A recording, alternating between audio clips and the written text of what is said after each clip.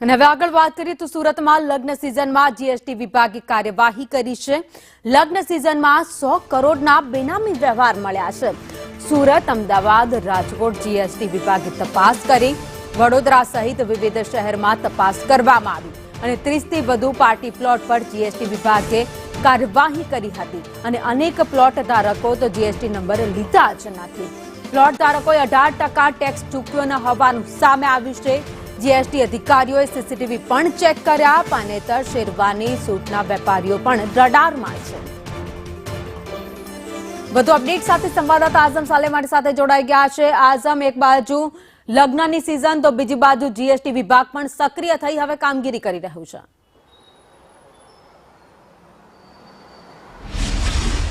ભાવિજી, એકદમ તમારી વાત સાચી છે। લગ્નની સિઝન ચાલી રહી છે ત્યારે તમારી સામે જ હોય છે કે આપણે જ્યારે કોઈ લગ્ન પ્રસંગમાં જતા હોય છે ત્યારે કપડાથી શરૂઆત થતી હોય છે અને પાર્ટી પ્લોટ સુધી આપણે આ લગ્નમાં જતા હોય છે ત્યારે આપણા ધ્યાનમાં ના આવતું હોય છે કે આ તમામની વચ્ચે ટેક્સ ચોરીનો ખેલ ચાલતો હોય છે।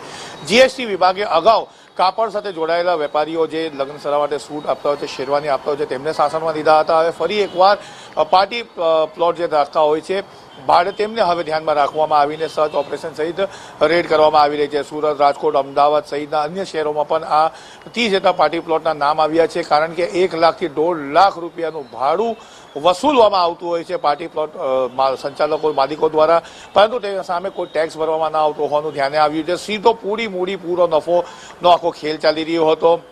ઘણા પાર્ટી પ્લોટ ધારક એવા હતા કે જે કેટલાક રૂપિયા ટેક્સમાં ભરી દેતા હતા।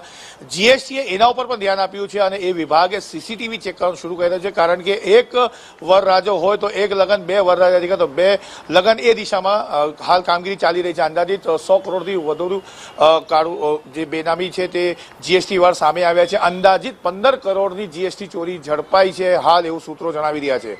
જી, આભાર માહિતી માટે।